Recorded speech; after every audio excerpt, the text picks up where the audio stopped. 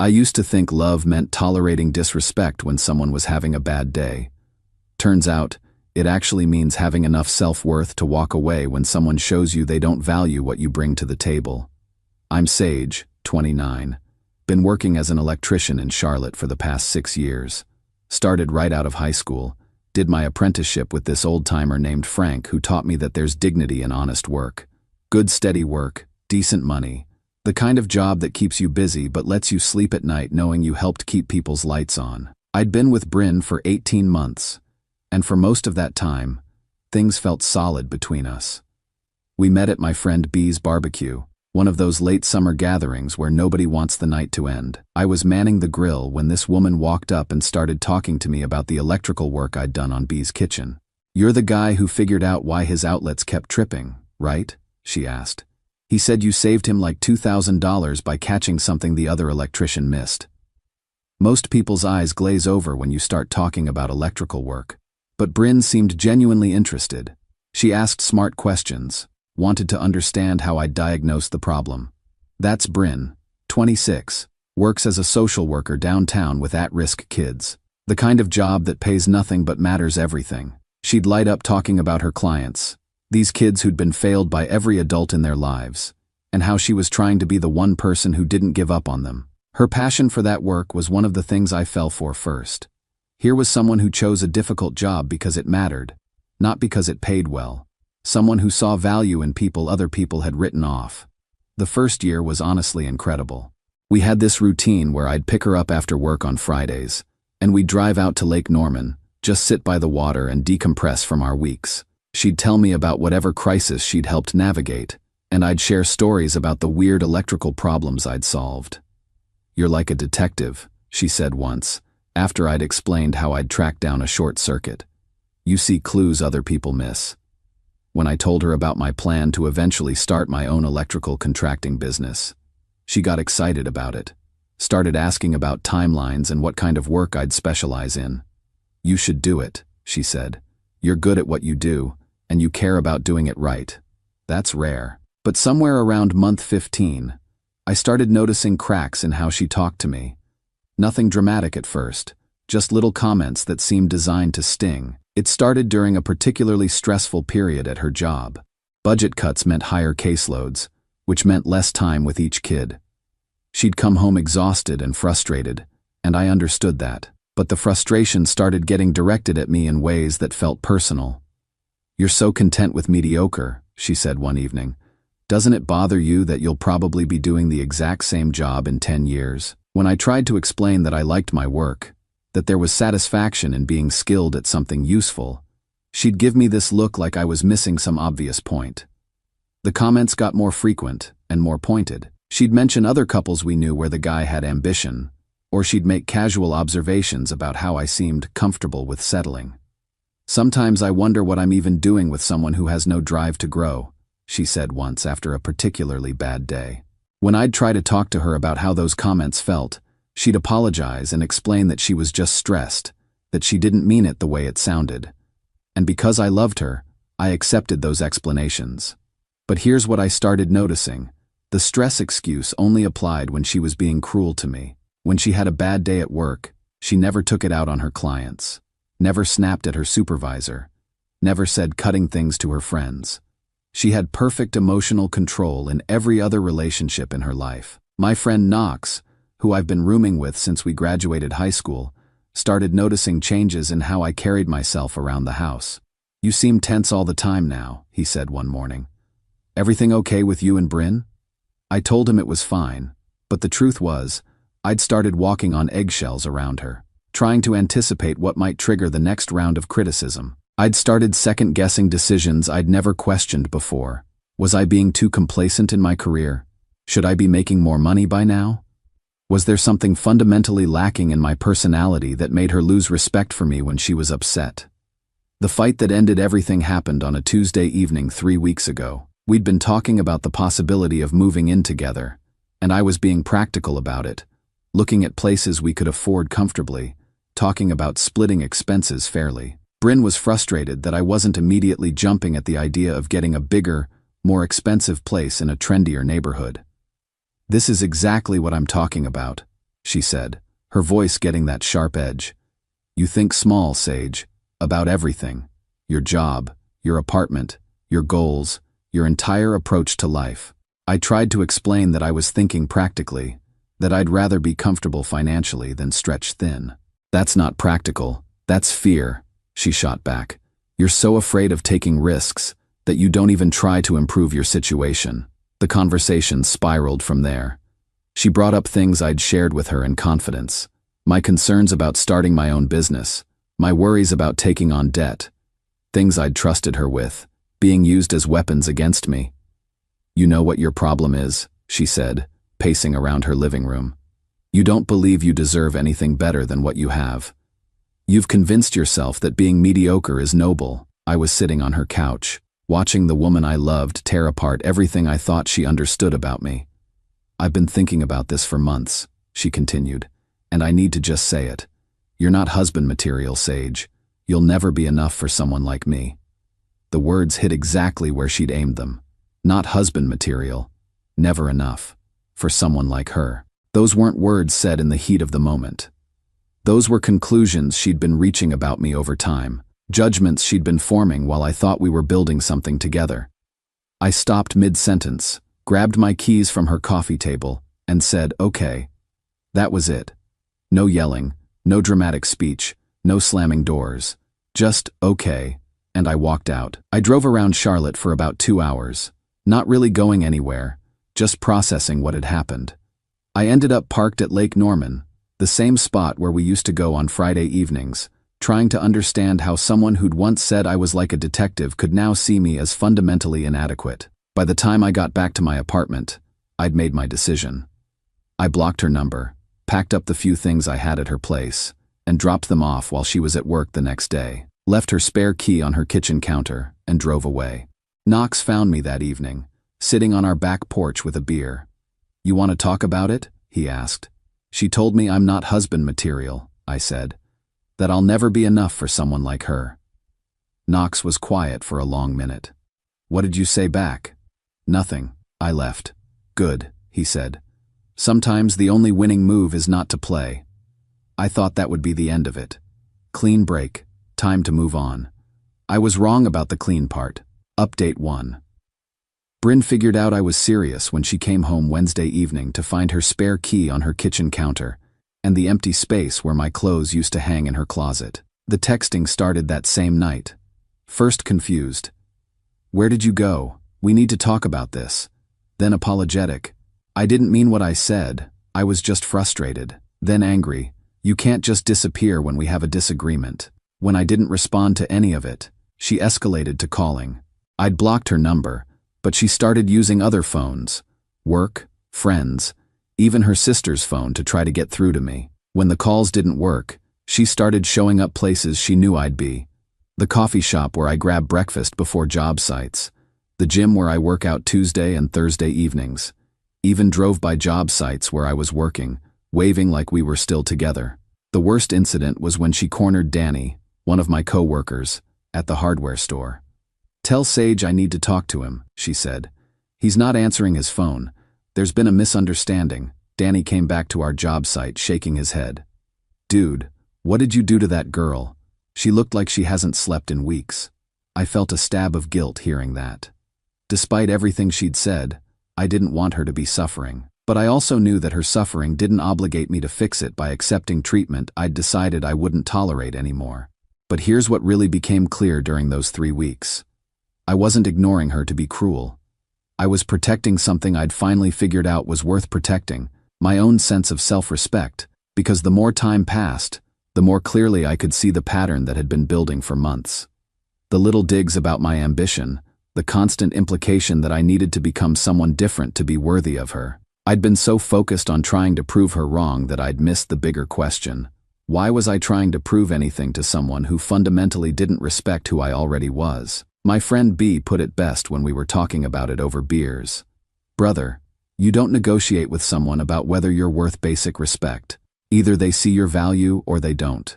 The crazy part was how much better I started feeling once I stopped carrying the weight of her disapproval around. I'd been walking through life slightly hunched over, trying to make myself smaller to fit into her idea of what I should be. Standing up straight again felt incredible. And other people started noticing too. This nurse at the urgent care clinic where I was doing some electrical work asked if I wanted to grab coffee sometime.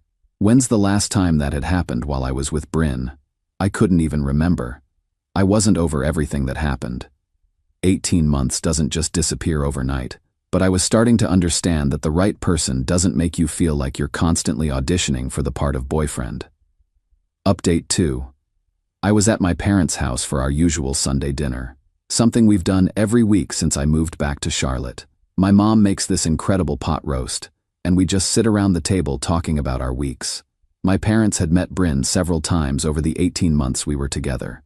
They'd been polite, even warm toward her, but I could tell they had some concerns.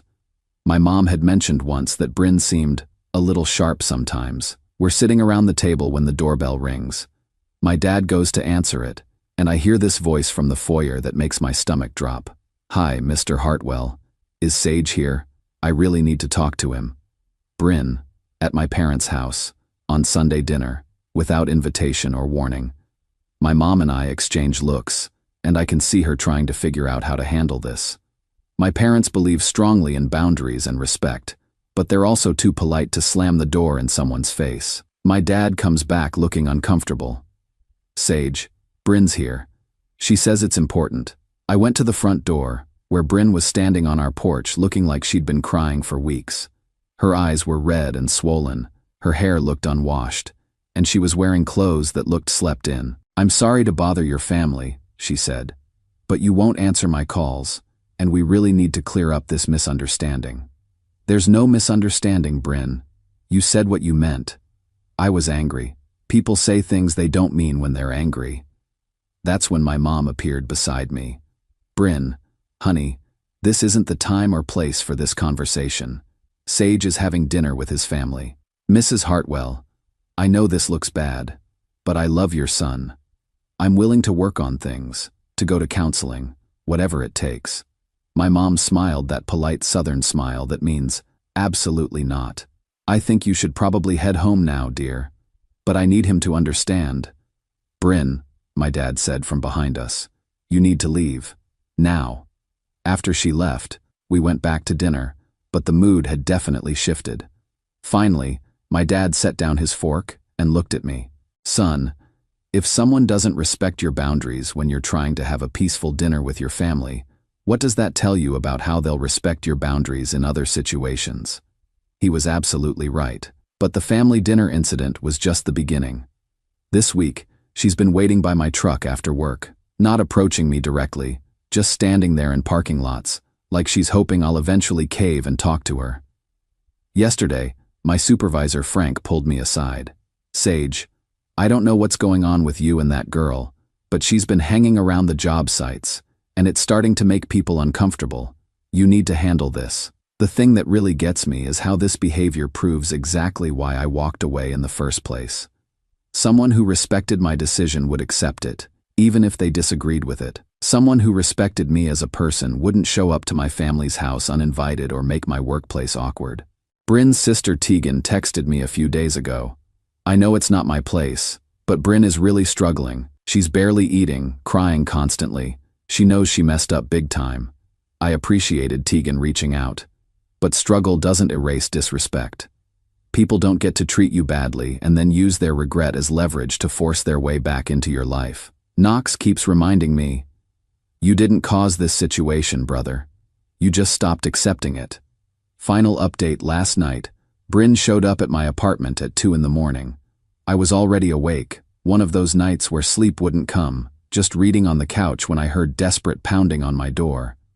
I looked through the peephole and saw her standing there, clearly drunk, mascara streaked down her face, swaying slightly. I almost didn't open the door. Every instinct told me this was a bad idea, but she was obviously not in good shape, and whatever else had happened between us, I couldn't handle the idea of her driving in that condition or wandering around my neighborhood at 2 a.m. "Sage," she said the moment I opened the door, "please just let me explain." She pushed past me into my living room. "I didn't mean it," she continued, tears streaming down her face. "You are husband material. You're perfect husband material. I'm so sorry I said that. I'll change. I'll work on my temper. I'll do whatever you want. I made her some coffee, partly because she clearly needed to sober up, and partly because I realized this conversation was going to happen whether I wanted it to or not. For the next hour, she talked while I listened.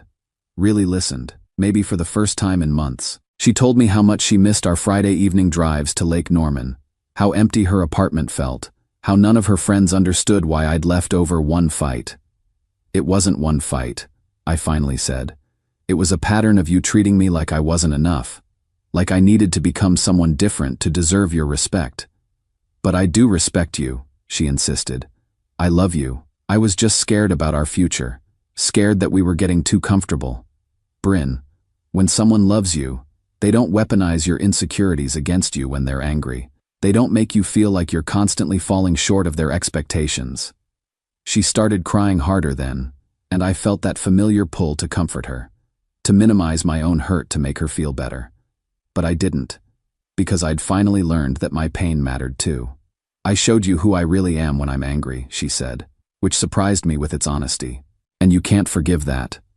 I can forgive it, I said, but I can't unknow it, and I can't build a life with someone who sees me the way you do when your guard is down. We sat in my living room until almost 4 a.m., talking through everything. She admitted that she'd always had this fear that she was settling, that there was something better out there if she just pushed hard enough. I thought if I could make you more ambitious, more driven, then I'd feel secure that I was with someone who was constantly growing, she said. But that's not how love works, I told her. You can't love someone for who you think they could become. You have to love who they actually are. When she was sober enough to drive, I walked her to her car. I'm really sorry, Sage. You deserved better than what I gave you. Yeah, I said. I did. That was 2 weeks ago, and I haven't heard from her since. I'm seeing someone new now. Her name's Riley.